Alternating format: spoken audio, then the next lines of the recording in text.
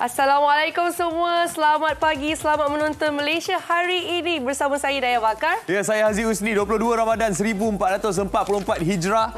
Hari ini kita tengok kalender dah 13 April 2023. Masya-Allah. Saya rasa memang semangat untuk habis Ramadan nak ke hari raya tu dah semakin tinggi dah. Betul tak, Zik? Beli baju raya, beli kuih raya, kan, beli barang-barang nak masak, barang-barang mentah, nak masak makanan-makanan raya tu semua dah boleh start beli dah. Betul. Ni dah boleh simpan sebab nanti bila kita beli last minute, maybe barang-barang tu semua akan kehabisan kat kedai. Saya setuju. Lepas tu nanti bapa-bapa selalunya akan macam, alamak, macam mana nak beli dekat mana ni? Yang penting macam ibu-ibu kat luar sana dah tahu dah. Yang penting saya tahu barang semua siap. Ibu arahkan je. Ibu arahkan je, bapak-bapak yang kena pergi beli. Kalau tak jumpa kan, kalau duduk dekat Kelang ke, tiba-tiba nak kena cari sampai pergi ke Wang Semaju, tak kejauh nak pergi beli. Betul. Tapi #Team Single, harap tenang, kekal bersabar, tak apa ya. Baik. Okey, saya dan Haziq sebenarnya hari ini kami sangat-sangat teruja sebab hari ini Haziq kita ada seorang penyanyi yang suaranya cukup-cukup merdu dari Jawa tapi tak berapa jauh sangat. Jauh juga kan? Dia jauh tak jauh? Jauh tak jauh? Dia dari seberang. Beliau akan bersama dengan kita kejap lagi. Akan mempersembahkan lagu terbaru bersempena bulan Ramadan ni dan juga soundtrack untuk sebuah drama iaitu lagu Kanti. Okey, jadi anda pasti ternanti-nanti sekejap lagi. Okey? Dan juga kita nak kongsikan tentang cuaca. Haziq, macam mana cuaca ni, Haziq? Ini kata semua, semua matahari, semua cerah. Alhamdulillah. Semua cerah, okey. Semua cerah, tak ada yang hujan. InsyaAllah cuaca hari ini sangat-sangat baik. Tapi kita ada cerita pasal satu gerhana matahari hybrid. Ya, di mana Malaysia akan mengalami gerhana matahari separa pada 20 April bersama dengan fenomena gerhana matahari hybrid yang Haziq katakan tadi, yang berlaku ke utara dari benua Australia. Jadi katanya daripada Mosti memaklumkan orang ramai berpeluang menyaksikan fenomena ini bermula jam 11 pagi sehingga selewatnya jam 2 petang. Nak kalau pemerhati di Sabah lah. Betul. Jadi Malaysia akan alami gerhana matahari separa ni pada 20 April. Kalau kita tengok ramalan inilah. Kalau kita baca komen-komen macam-macam lah komennya. Ada cakap 20 April tu birthday dia. Ada juga. Kita ucap awal selamat hari jadi kepada Pok Su. Okey, so itulah cerita pada hari ini. Tapi sebelum kita bersama dengan Datuk Sri Rosa nak bercerita pasal lagu terbarunya Kanti, kita punya topik ni sangat-sangat perlu kita ambil tahu, kita ambil berat mengenai warga emas. Ya, ada apa dengan warga emas agaknya? Kerana isu warga emas ni dikatakan ramai yang dipinggirkan oleh anak-anak. Dan ini sebenarnya ada satu perkara yang menyedihkan tetapi ia juga benar dan berlaku. Ya, kalau kita tengok kebanyakan daripada gelandangan juga adalah dalam kalangan warga emas. Kan? Kenapa mereka dipinggirkan dan apa sebabnya? Apa kata kita saksikan bingkisan ini? Ita. Kenapa dia buat ayam macam ni? Dalam tu mana ya? Saban tahun, peningkatan kes warga emas ditinggalkan semakin membimbangkan. Ini realiti sebenar. Ada segelintir masyarakat hari ini yang sanggup membiarkan orang tua mereka hidup bersendirian. Mendekati kehidupan warga emas ini, mereka hanya ingin disayangi dan terus dikasihi selagi usia masih ada.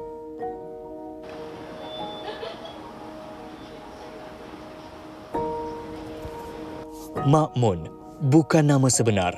Berusia 78 tahun, bekas guru tadika di Kuala Terengganu, hanya mengharapkan kasih sayang daripada keluarga adik-beradiknya sahaja. Namun segalanya berubah 4 tahun lepas ketika Mak Mun menghadapi masalah kesihatan. Dia mengalami strok dan telah dihantar ke rumah jagaan dan rawatan orang tua Al-Ikhlas oleh abang dan kakak iparnya.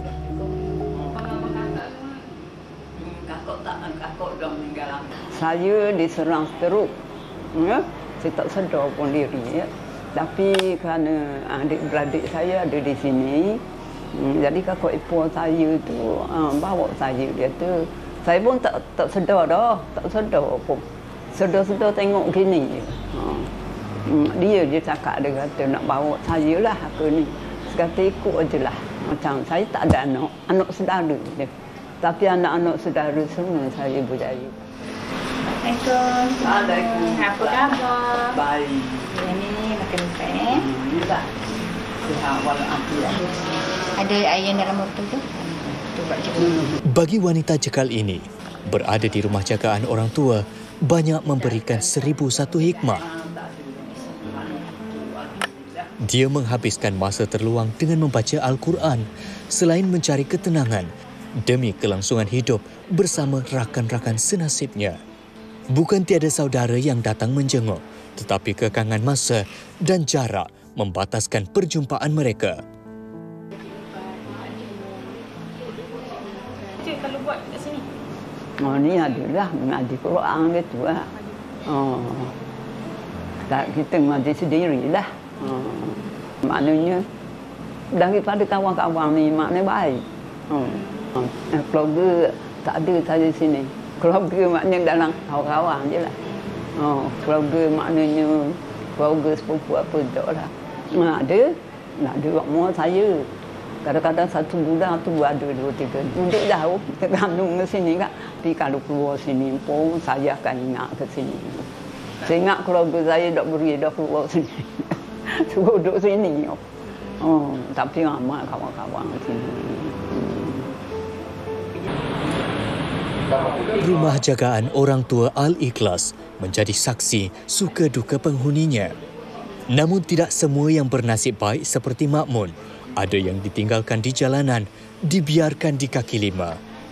Mereka juga insan yang mempunyai hati dan perasaan, harus disantuni dan terus dihormati. Jadi inilah realitinya yang berlaku sekarang ini. Ada antara warga emas ni yang dibiarkan terlantar di hospital, ada yang menghidap penyakit kronik yang diabaikan oleh anak-anak mereka.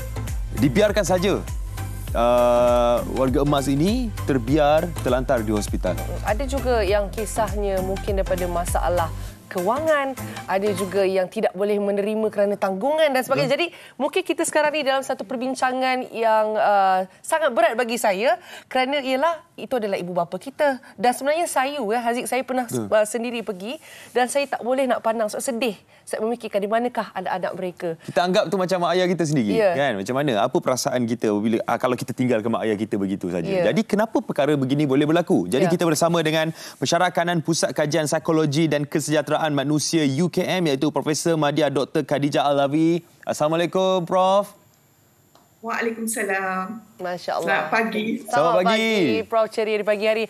Alhamdulillah, Prof. Jadi seperti yang kami bincangkan tadi adalah tentang kisah warga emas yang dipinggirkan. Jadi kami tertanya, sebenarnya apakah benar memang ramai warga emas di luar sana dipinggirkan dan kenapa agaknya, Prof? Okey, Assalamualaikum warahmatullahi wabarakatuh. Bismillahirrahmanirrahim. Saya fikir ini kita panggil sebagai pengabaian lah. Pengabaian, mengabaikan ibu bapa adalah trend zaman kini lah sebab anak-anak sangat sibuk. Direction kita ataupun kita kejar dunia, kita tak nampak akhirat sebenarnya dan kita tak boleh buktikan kan. Jadi nak dekat hari raya seminggu lagi, ini isu yang akan timbul di mana anak-anak isu sekarang ni di hospital, di mana mereka tinggalkan. Itu cara yang paling mudah terutama dalam masyarakat Islam. Mereka akan tinggalkan dekat hospital. Maknanya memang kebanyakan orang tua kita selepas umur 50-60 memang ada 2 atau 3 jenis penyakit yang boleh menyebabkan mereka tidak berfungsi dengan baik. Jadi tempat mereka akan hantar untuk berhari raya dengan lebih baik adalah mereka hantar ke rumah-rumah, ke hospital. Hospital terpaksa menerima sebab itu satu isu lagi di mana mereka menipu alamat, menipu all the document berkaitan dengan waris. Jadi ini memang masalah di hospital. Nah, bagaimana kita katakan ni dalam Quran pun Allah kata jangan kita merasa bahawa ahli keluarga kita adalah kemiskinan untuk kita. Jadi kebanyakan anak-anak selalu menyatakan bahawa kemampuan keuangan. dan ada juga menyebabkan isu berkaitan dengan PAS pengalaman terdahulu. Ibu bapa itu sendiri tidak menjalankan tanggungjawab pada ketika itu. Tapi itu bukan satu hukum karma ya. Pada saya anak-anak kena melihat itu sebagai tanggungjawab, dan tanggungjawab ni bukan kita suka-suka nak buat, tapi memang Allah dah sebut dalam Quran beberapa surah. Memang Allah kata memang penjagaan orang tua jatuh kepada anak dewasa. Kalau anak tu tak ada, saudara mara. Kalau saudara mara tak ada, kejiranan pada komuniti tersebut. Tapi maka benda ni tak berlaku dekat Malaysia. Saya fikir ada banyaklah perkara-perkara yang kita perlu advokasikan masyarakat kita supaya mengambil berat isu tentang warga emas. Satu lagi saya nak nyatakan ya, ini yang masih hidup. Banyak juga orang tua yang mati bersendirian di rumah. Ini disebabkan oleh isu kesunyian, jarang balik rumah, jarang ziarah ibu bapa. Dekat kampung tak jauh pun sebenarnya. Kalau dalam kajian sebelah rumah je. Tapi lalu depan rumah mak, tapi tak pernah singgah. Jadi ini yang sangat merisaukan saya sebenarnya. Ya, start daripada pengabaian dan bermacam-macam masalah sebenarnya yang menjadi punca kepada pengabaian ini dan menyebabkan warga emas ini terpinggir, Prof. Jadi adakah antara sebab masalah ni adalah masalah sosial zaman sekarang ni? Isu sosial saya boleh nyatakan bahawa kita ni kejar materialistik. Dunia sekarang ni mengejar kepada kekayaan dunia kan. Jadi kekayaan akhirat tu kita tak nampak. Jadi ibu bapa adalah, kalau tanggungjawab ni kita dapat jalankan dengan baik, maka inilah kekayaan. Orang barat mengatakan bahawa menjaga orang tua tu kita akan dapat gold mine, lumbung emas tu kita boleh dapat. Masyarakat Jepun mengatakan bahawa kalau kita nak jadi negara maju, satu perkara yang kita perlu jaga adalah kita kena jaga orang tua kita. Doesn't matter itu adalah ibu kita atau ayah kita, but community should take care orang tua kita dalam persekitaran kita. Maka secara tak langsung tak ada isu gelandangan sebenarnya. Tapi bila nak dekat Ramadan ni, kalau saya tengoklah ini tiap-tiap tahun ya, Ramadan je memang ramai orang minta sedekah. Dan especially orang tua. Jadi ini juga sangat merisaukan kenapa perkara ini boleh berlaku di negara kita yang dikatakan sebagai masyarakat yang suka pada kebajikan, yang suka bersedekah. Tapi wujud lagi orang-orang yang masih di perjalanan atau di kaki-kaki lima. Jadi memang sangat-sangat meruntun hatilah bila tengok isu-isu ini di sekitar kita. Ya, setuju Prof. Sebenarnya perkara ini membuatkan kita rasa tersentak ya. Betul apa yang Prof katakan, dikenali sebagai negara yang cukup pemurah, yang suka membantu. Tetapi di kalangan kita sendiri, kita tidak dapat membantu, dan saya rasa nilai empati kita yang harus diangkat lagi-lagi kepada orang yang dekat dengan kita, itu orang yang tua kan. Dan Prof mungkin boleh kongsikan kami, kalau diikutkan kesan berpanjangan mungkin kepada kita semua, kepada nilai agamanya, budayanya, bagaimana agaknya kesan kalau pengabaian ini diteruskan? Saya rasa it's not good for negara lah. Kalau kita tengok bigger picture, sebenarnya pembangunan negara tu, kalau kita kata nak membangunkan negara, semua kena sejahtera. Jadi kalau satu pihak ni tak sejahtera, maka secara tak langsung kita kena memikirkan bagaimana polisi sebenarnya dasar kerajaan kita tentang rang yang kita nak gazetted ya, rang undang-undang warga emas untuk Malaysia ni perlu diperbaiki, perlu dimantapkan lagi, perlu diperhalusi lagi. Masih lagi dalam perbincangan, maka saya fikir ini satu perkara yang perlu kita lakukan, sebab kalau kita ada polisi-polisi yang perundangan yang betul, maka dia punya struktur pelaksanaan atau kesejahteraan secara menyeluruh tu kita boleh jaga dengan lebih komprehensif lagi. Yeah. Jadi ini satu perkara banyak program-program perlu dibuat dan saya fikir kita memang menggalakkanlah masyarakat. Kalau dekat UK, kalau dekat Australia, mereka ada pendidikan komuniti secara online 24 hours. You boleh online and you boleh belajar macam mana kita nak santuni warga emas. Jadi kalau mereka boleh buat dan Malaysia juga boleh. Dan sekarang ni online is normal, ordinary tools untuk kita belajar. Jadi anak-anak muda kita memang dalam handphone. Yeah. Jadi kalau kita galakkan pengajaran-pengajar TikTok lah, very simple teknik untuk how to communicate dengan warga emas, how to take care of older parents kan. Jadi secara tak langsung itu akan jadi budaya masyarakat kita dan secara tak langsung negara kita akan jadi negara maju dan makmur. Ya, mungkin komuniti boleh ambil apa yang Prof cakap itu sebagai contoh untuk kita terapkan dalam kehidupan seharian kita untuk elakkan daripada perkara-perkara trend ini semakin bercambah lah, betul tak Prof? Ya, betul. Betul. Okey Prof, mungkin pesananlah kepada penonton-penonton MSI. Warga-warga muda terutamanya, kami-kami ini kan. Supaya tidak mengabaikan warga emas ini Prof.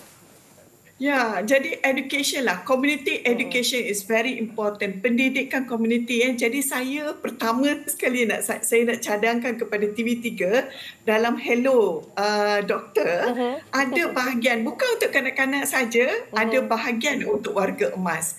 Jadi kekerapan, every week we can talk about banyak ya isu warga emas ni. Kalau kita tengok memang sangat banyak topik yang kita boleh sentuh.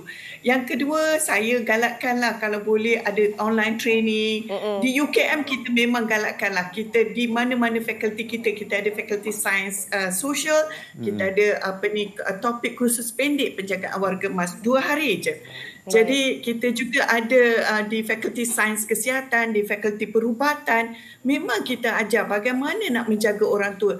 Isu dia adalah anak-anak kita tak biasa berdepan dengan penjagaan warga emas ni.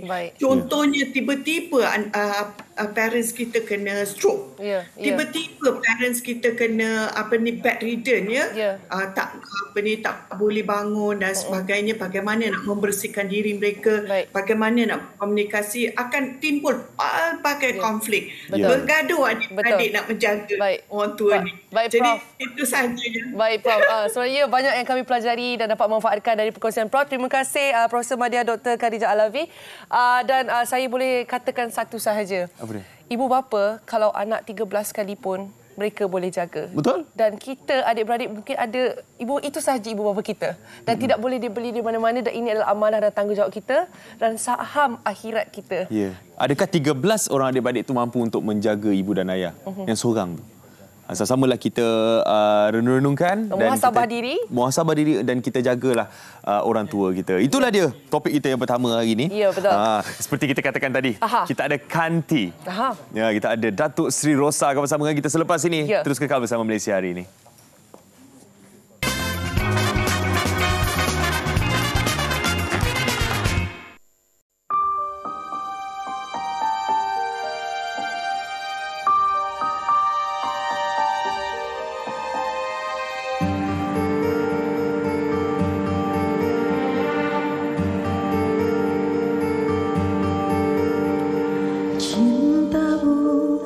Kesempatan berakhir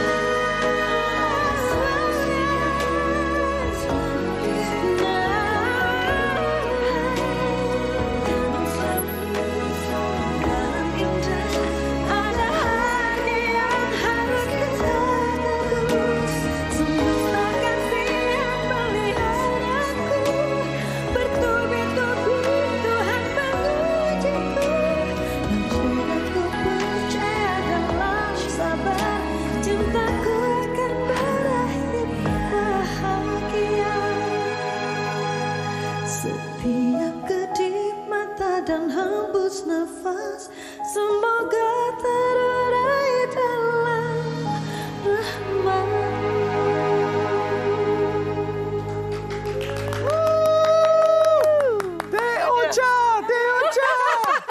Dua orang tapi macam di konsep ya semuanya. Datuk Sri Rosa. Terima kasih. Selamat pagi, selamat berpuasa. Ya, silakan.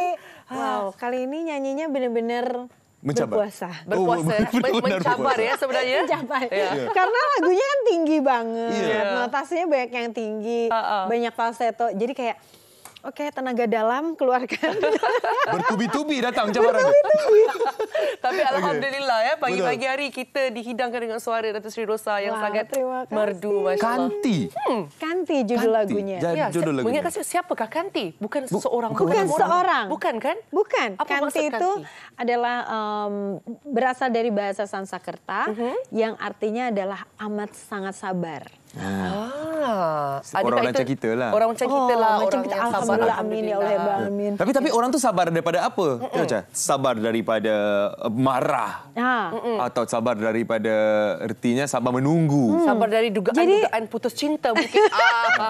Jadi sebetulnya lagu ini adalah soundtrack. Jadi OST dari sebuah series yang judulnya adalah Bidadari Bermata Bening. Nah, Bidadari Bermata Bening ini menceritakan tentang seorang wanita yang bernama Aina. Aina itu sendiri artinya adalah wanita bermata indah. Nah, jadi Aina ini cantik, solehah banget gitu ya. Tapi macam siapa ya? Macam kenal ya? Macam kenal. Oh, bukan diri sendiri ya? Macam sama. Tapi Hidayah namanya, bukan Aina. Nah, terus udah gitu dia itu tapi selalu penuh cobaan. Mamanya meninggal, terus dia dijodohkan dengan orang yang kasar sekali. Terus kemudian tapi dia tuh sebetulnya menanti cinta yang amat sangat indah nanti kemudian harinya. Dipercaya. Pasti dia selalu percaya. Menanti jodoh lah itu. Menanti jodoh yang terbaik dari itu Allah. Gitu. Jadi Kanti ini diciptakan oleh Melly Guslau dan diaransemen oleh Andi Rianto, arranger yang biasa membuat musik saya juga. Tapi yang jelas ini ceritanya diangkat dari sebuah buku dengan judul yang sama, Bidadari Bermata Bening, dan penulisnya adalah Habibur Rahman yang membuat ayat-ayat cinta, ketika cinta bertasbih. Yang cerita-cerita hebat, cerita-cerita lagunya juga dinyanyikan oleh Datuk Sri Rosa sendiri. Dan juga Melly Guslau pasti komposernya. Kan? Kalau misalnya Rosa sama Melly Guslau udah bikin karya tuh pasti dalam ya. Ya betul. Karya yang epik yang boleh menyentuh perasaan. Walaupun mungkin bukan dalam kisah cinta, tak putus cinta Rosa. Tapi dengar terus ya kan? Ya, lagu Rosa kalau lagu Melly Guslau pasti begitu, kan? Padahal lagi tak sedih. Dengar lagunya tiba-tiba sedih. Betul Aziz. Dia nak menarik orang dia terus pergi putus cinta. Tak putus cinta padahal dia bahagia. Dia tak ada plan tiba-tiba mesej lah. Jangan pula begitu kan. Jangan gitu. Tapi kalau betul semalam kita ada cakap pasal ni. Rosa ni bila nyanyi je dengar suaranya seperti menangis. Betul lah. Betul, contoh merintih. Contoh lah macam lagu emosinya. Yang ku menangis. Itu pun dengar saya ni bagus suaranya. Jangan begitu. Hidayah bagus suaranya. Cuba nangis sekali. Tak menangis betul tak? Tak, tapi betul kalau suara Datuk Sri Rosa dengan liriknya juga memang selalu putus cinta. Jadi soalan saya ya, lagu ini tentang katanya orang yang sabar. Betul. Tapi bukan orang yang tak ada harapan dalam bercinta kan? Sebab lagu harus putus cinta kan selalunya? Putus cinta tapi selalu menang sebetulnya. Selalu menang, ya? Wanita pasti selalu menang. Maknanya lelaki itu betul lelaki yang durjana. Tak boleh harap lelaki itu. Okey. Jadi macam kalau lagu Kanti di sendiri bagaimana? Kanti ini memang nggak ada cerita tentang kehidupan siapapun kecuali diambil dari cerita filmnya itu sendiri kan, ceritanya Aina. Aina memang banyak karena dia cantik sekali, jadi banyak orang yang suka. Tapi panjang lah betul kan tudung saya. Dari tadi dia ingat dia Aina. Ni takut keluar. Lepas ni ganti nama pula. Ganti nama, tukar. Hidayah tukar jadi Aina. Iya, jadi Aina ini selalu kena cabarannya adalah banyak orang meminang dia, tapi dia jadi bingung siapa yang seharusnya dia nikahi. Aina hot. Ini banyak Aina, mantap Aina. Mantap. Tapi walaupun begitu, tapi dugaannya banyak. Dugaannya banyak. Maksudnya dalam hidup ni, kalau saya tengok liriknya tadi, kita dalam sesuatu perkara itu tak boleh semuanya senang. Pasti ada dugaannya. Betul. Ya. Dan keindahan itu selalu ada harganya. Betul, setuju. Ya, kan Jadi harus ingin dibayar. mendapatkan sesuatu yang indah, ya kita harus sabar, harus kanti. Ya, jadi kalau cakap pasal sabar, kita tak sabar nak raya. Wah, Aku kan? pun. Kan? Jadi Teh Ocha raya di mana? Minggu depan kan? Iya betul. Minggu depan. Iya kan? Minggu depan raya. Insya-Allah ya. Hari masih kita dalam penantian kan? Iya, betul. Tergantung hilalnya. Ya betul. Jadi Teh Ocha beraya di mana? Insya Allah di kampung. Okey. Di kampung halaman aku, tempat aku lahir. Di mana tu? Di Sumedang namanya. Sumedang. Sumedang itu daerah Jawa Barat. Karena aku wanita Sunda.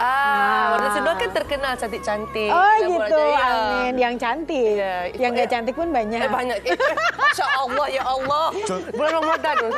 Hari ini yang ada dekat kita semua cantik-cantik. Ya betul. Jadi sampai hari keberapa di Sumedang tu? Tapi wanita Sunda itu cantik, sama ada juga yang nggak cantik. Tapi cantik banget. Dia bukan tak cantik, dia cantik banget. Dia bukan yang nggak cantik, tapi dia cantik banget. Berapa hari ya beraya di kampung itu?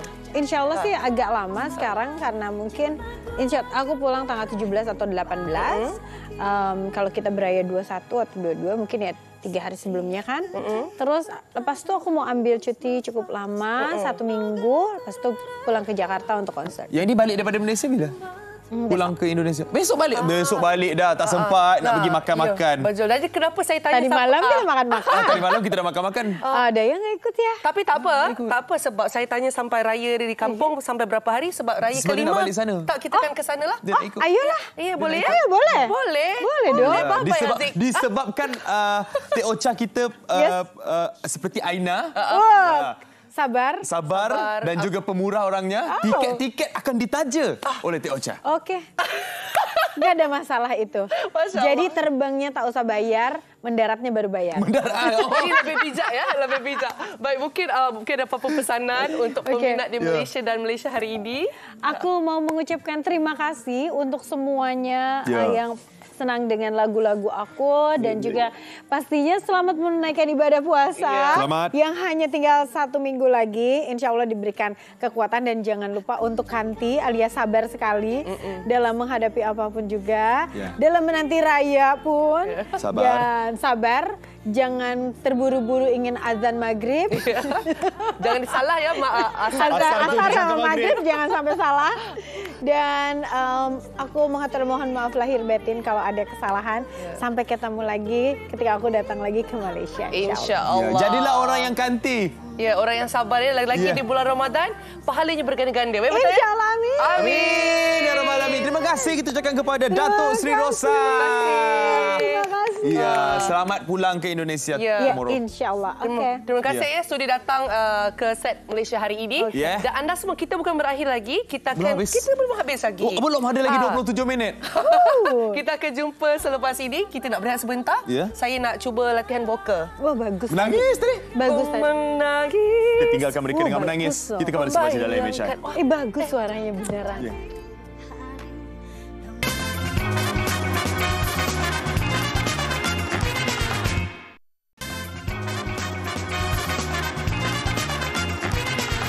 Ya, kembali bersama Malaysia hari ini. Apa khabar semua? Dah sarapan pula nak tanya. Kita berpuasa. Ya Allah, terlupa kita. Tapi hari ini, bercakap pasal bulan Ramadan, kita berpuasa ni, kita harus gunakan kesempatan dalam bulan Ramadan ni untuk kita memberi. Lagi-lagi untuk pusat-pusat pendidikan, institusi pendidikan kan. Jadi kita nak berwakaf dan infak kepada kumpulan pendidikan Darul Faizin. Jadi hari ini bersama dengan saya adalah Ustaz Jafri Abu Bakar Mahmudi. Assalamualaikum Ustaz. Waalaikumsalam warahmatullahi wabarakatuh, Haziq. Sarapan pula. Tersilap Ustaz. Terlupa gitu. Ustaz, kita nak bercerita sikit mengenai kumpulan pendidikan Darul Faizin ni. Mungkin Ustaz boleh cerita mengenai latar belakang kumpulan pendidikan ini Ustaz. Bismillahirrahmanirrahim. Alhamdulillah wassalatu wassalamu ala Rasulillah. Tuan-tuan yang dirahmati sekalian, alhamdulillah kita berada pada 10 akhir Ramadan. Dan kita sedang menjalani 10 akhir Ramadan yang Nabi SAW bersungguh-sungguh untuk beribadat di 10 akhir Ramadan untuk meraih salah satu daripada malam yang namanya Al-Qadar. Maka tuan-tuan, subhanallah, kita kena buat macam tu juga.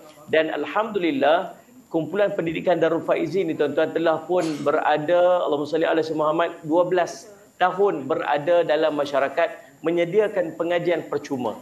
Kita Ustaz Ismail ada beberapa cawangan yang kita Ustaz Ismail jalankan, dan daripada seawal usia 7 tahun sehinggalah ke warga emas.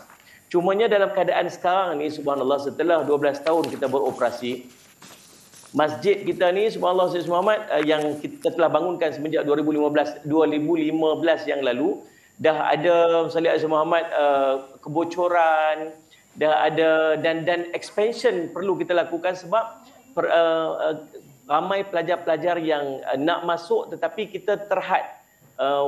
Ruang kelas dan ruang asrama kita sangat terhad.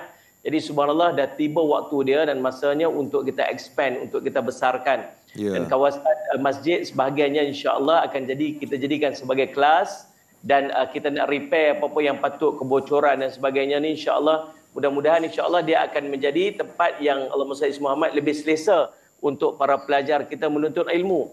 Demikian juga warga emas yang belajar di kawasan di Kompleks Islam Darul Faizin ini juga subhanallah dah terlalu padat dah, dan permohonan untuk masuk pun masya-Allah begitu memperasangkan queue nak masuk. Tak boleh nak masuk sebab kita punya space kita sangat terhad. Jadi kita inilah waktu dan masanya bersama dengan tuan-tuan pada hari ini kami nak mengajak tuan-tuan untuk sama-sama membantu kami untuk kita buat sedikit renovation penambahbaikan kepada bangunan masjid di Ma'had Darul Faizin kita ini, dan juga subhanallah dan ada beberapa tambahan yang lain yang akan kita lakukan di Kompleks Islam Darul Faizin ini insya-Allah. Okey, Ustaz, dah berapa sekarang ini perkembangan terkini pembangunan dan juga kos keseluruhan dan juga kos yang telah pun diterima? Alhamdulillah tuan-tuan sekalian, saya nak ambil waktu ini untuk ucapkan jutaan terima kasih kerana telah bersama dengan kami semenjak daripada awal kita bangunkan sama-sama Ma'had Darul Faizin ini. Dan kemudian kita bangunkan lagi di Melaka sebagainya, dan subhanallah kalau tanpa bantuan dan sokongan daripada tuan-tuan kita tak akan berada pada tempat kita sekarang inilah. Tuan-tuan sekalian subhanallah, dan disebabkan oleh permintaan yang ramai dan Allahumma salli kita nak memberikan ruang yang lebih selesa kepada jemaah-jemaah kita dan para pelajar kita untuk duduk dan belajar di madrasah kita ni subhanallah, maka kita ada beberapa projek yang sedang kita laksanakan sekarang. Yang pertama, pembelian tanah di sebelah Ma'had Darul Faizin ini, salli ala Muhammad. Di sebelah Ma'had Darul Faizin ini dia berkeluasan lebih kurang 2 ekar. Kemudian kita nak buat 2 blok bangunan. Selain daripada renovation di masjid kita ni, ada 2 blok bangunan yang nak kita bangunkan. Bangunan asrama di sebelah kiri masjid kita, bangunan asrama di sebelah kanan masjid kita ni yang juga menempatkan kantin dan sebagainya. Di sebelah kiri masjid kita ni kita akan buat bangunan pentadbiran dan 10 unit rumah warga emas di sebahagian sebelah kanan masjid kita ini, salli ala Muhammad. Dan selain daripada itu kita akan buat satu lot tandas dan juga kawasan rekreasi dengan kos keseluruhannya mencecah, ya Allah, nak sebut pun rasa macam sedih-sedih pagi-pagi ni kan. 5 juta ringgit kos keseluruhannya subhanallah. Dan saya yakin insya-Allah berkat daripada bulan Ramadan yang penuh dengan keberkatan ini, berkat sokongan dan dukungan daripada tuan-tuan sekalian, insya-Allah kita akan sama-sama dapat merealisasikan jumlah target kita ni berjumlah 5 juta ringgit insya-Allah. Insya-Allah. Tapi Ustaz, di samping kita bercerita mengenai infak ini kan, mungkin Ustaz boleh ceritakan sikit khususnya dalam bulan Ramadan ini antara kebaikan-kebaikan kita berinfak dan juga menderma Ustaz. Lagi-lagi kepada kumpulan pendidikan Darul Faizin sendiri. Tuan-tuan, kita berada dalam 10 akhir Ramadan. Waktu paling kritikal, waktu paling cantik untuk tuan-tuan salli ala Muhammad berusaha bersungguh-sungguh untuk melakukan sebanyak-banyak ibadat. Sekecil-kecilnya kalaulah bertepatan dengan Lailatul Qadar, tuan-tuan akan seolah-olah melaksanakan dan melakukannya selama 84 tahun lebih, sebab Allah sebut khairun min alfi syahr. Sebab tu Nabi SAW 10 akhir Ramadan Nabi mengikat kencang kainnya, Nabi memperbanyakkan ibadat bersungguh-sungguh kepada Allah SWT di 10 akhir Ramadan, termasuk beriktikaf di masjid. Maka kita ambil peluang ni. Kita berada dalam bulan Ramadan, kita berada pada 10 akhir Ramadan. Inilah waktu dan ketikanya yang sungguh-sungguh untuk salah satu daripada amalan yang boleh kita lakukan ialah kita bersedekah. Nabi SAW banyak sedekahnya dalam bulan Ramadan.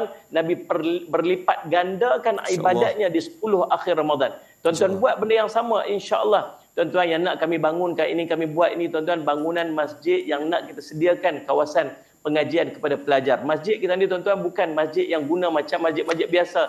Hampir 24 jam dimanfaatkan sungguh-sungguh sebab pelajar kita duduk dekat dalam ni. Pelajar kita kelas dia dekat sini, Salih Alaihi Muhammad, pengajian untuk warga mas yang dekat dalam sini, qiyamul lailnya dan sebagainya, program yang berlangsung hampir sepanjang masa kecuali beberapa waktu je depa berehat, depa tidur sekejap.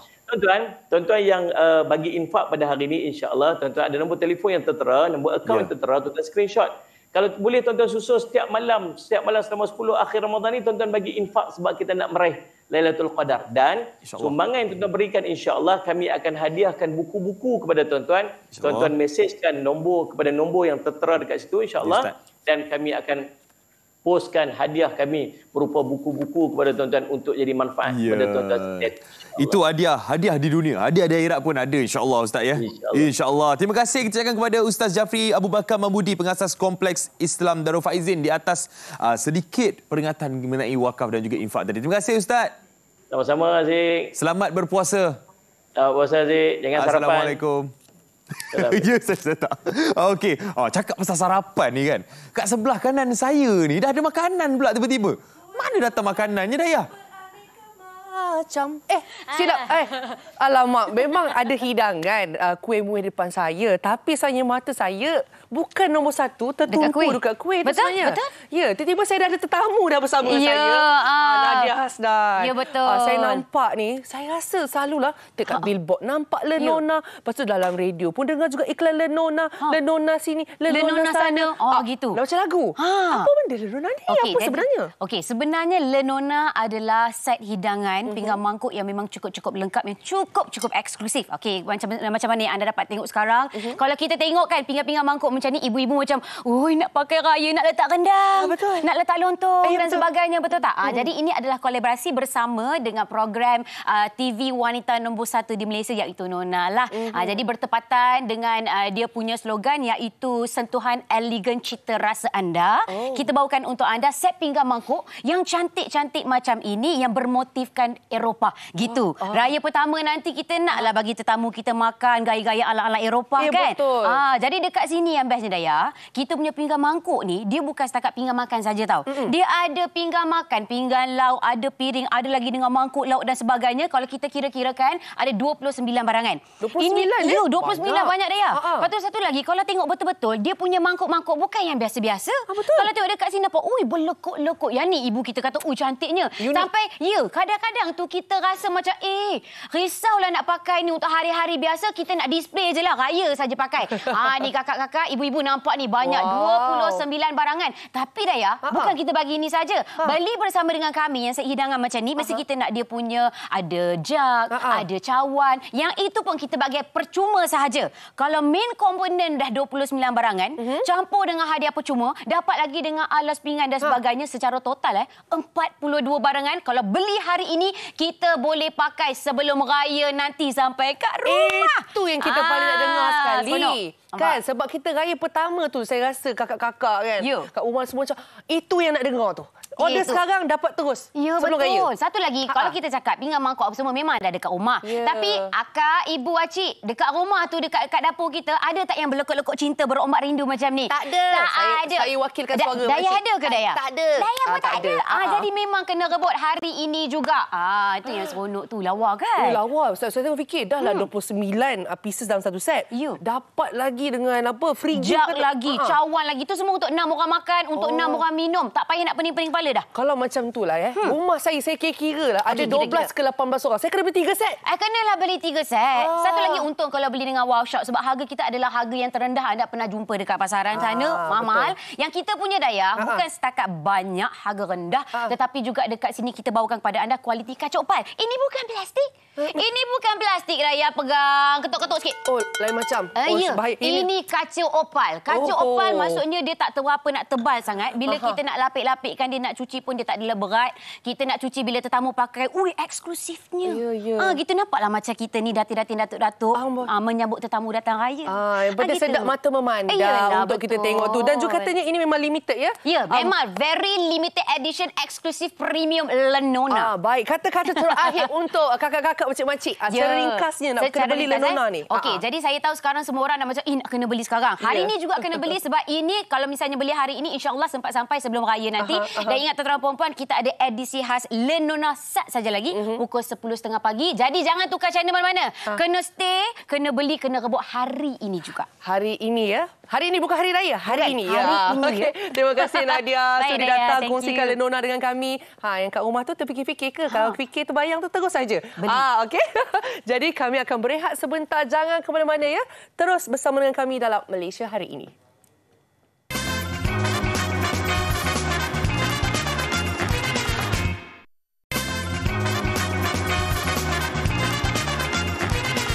Bulan Ramadan ni adalah bulan yang sangat terbaik, sangat digalakkan untuk kita membuat wakaf, kan, menginfakkan harta kita, bersedekah. Jadi hari ini satu lagi peluang untuk kita wakafkan harta kita untuk kempen pembangunan Mahat Tahfiz Al-Quran Al-Ansar di Permas Jaya, Johor. Jadi kita bersama Ustaz Muhammad Hanafi Abdul Malik yang merupakan jurucakap Mahat Tahfiz Al-Quran Al-Ansar Permas Jaya, Johor. Assalamualaikum Ustaz. Waalaikumsalam warahmatullahi wabarakatuh. Apa khabar? Baik, alhamdulillah. Ustaz hari-hari busy Ustaz Alhamdulillah. Buka puasa di luar je setiap hari. Alhamdulillah.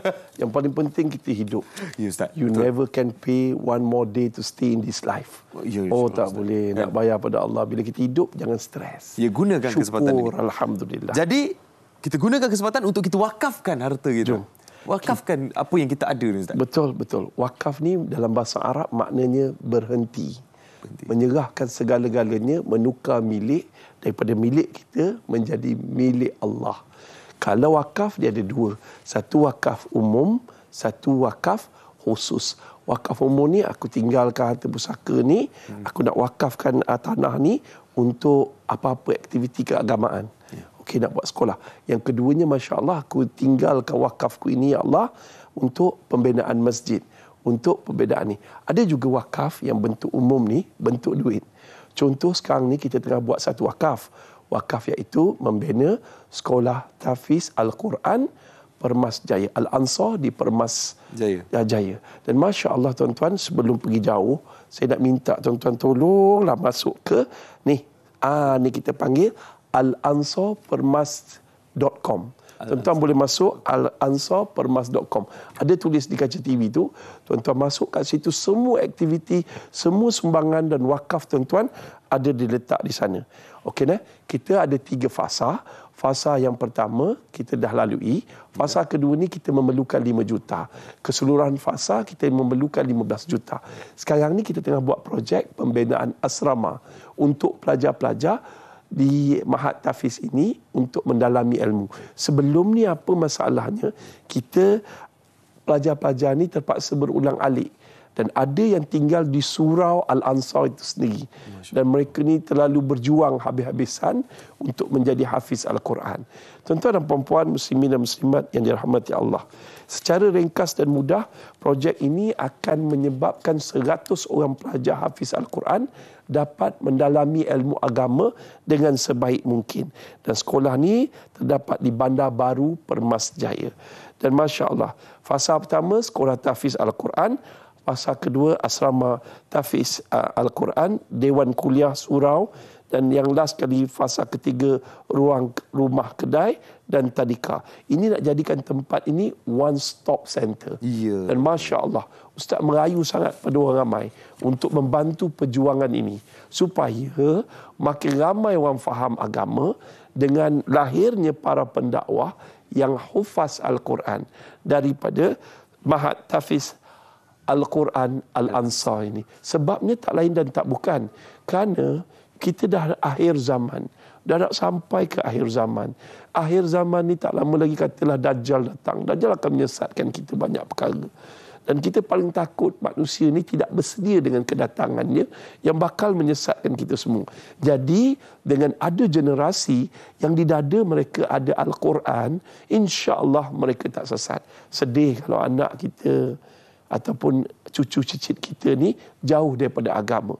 Jadi dengan adanya Mahat Tahfiz Al-Quran Al-Ansar di Permas Jaya ini tuan-tuan, akan menyediakan sistem pendidikan yang kondusif untuk menghafal Al-Quran, melahirkan pendakwah-pendakwah yang di dadanya ada Quran. Dan insya-Allah daripada sudut situ banyaklah kelebihan yang kita dapat. Selama mana selama mana Mahat Tahfiz Al-Quran Al-Ansar ini terdiri, pelajar-pelajar solat di dalamnya, mengaji Al-Quran di dalamnya, dan kemudiannya menghafal Quran di dalamnya. Selama mana Mahat Tahfiz Al-Ansar ini ada, Masya Allah, selagi itulah pahalanya mencurah-curah masuk ke dalam akaun kita, mencurah-curah walaupun kita dah meninggal dunia. Ini sangat penting. Bila kita dah meninggal dunia, terputus segala amalan kecuali 3. Yang pertama, sedekah jariah.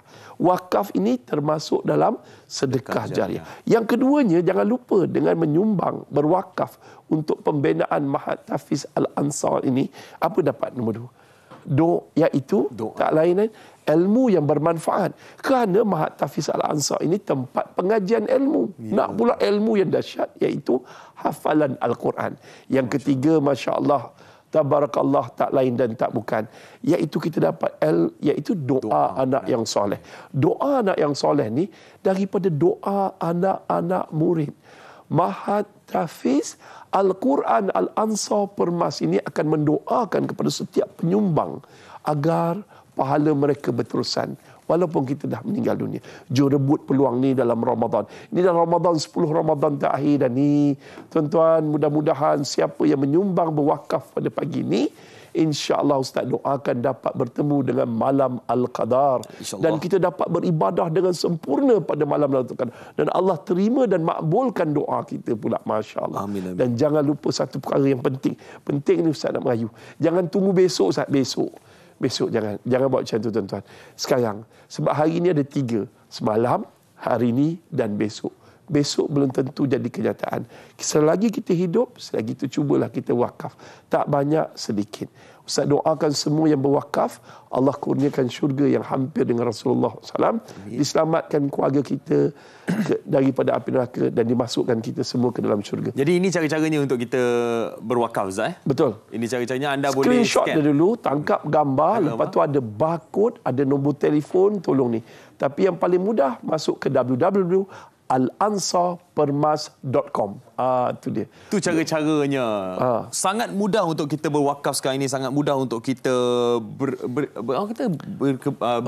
Beribadah. Bulan Ramadan ini, Ustaz. Amalan yang paling dahsyat sekali. Amalan sedikit tapi pahala memukit. Adalah amalan mudah tapi pahala mencucurah adalah berwakaf. Ya, jadi gunakan kesempatan yang ada ini. Sekarang anda boleh ambil gambar cara-cara untuk kita berwakaf. Terima kasih kita ucapkan kepada Ustaz Muhammad Hanafi Abdul Malik. Terima kasih sebab sudi bersama dengan kami, Ustaz. Selamat berbuka puasa kejap. Selamat. Iya. Okey, jadi Daya, ada benda yang Daya nak bagi tahu ni yang akan berlaku hari Sabtu ni. Ya, sebenarnya memang sangat-sangat tak sabar untuk berkongsi dengan anda semua bahawa kami ada jualan amal barangan pre-love pengacara-pengacara Malaysia hari ini. Termasuklah saya, termasuklah Haziq.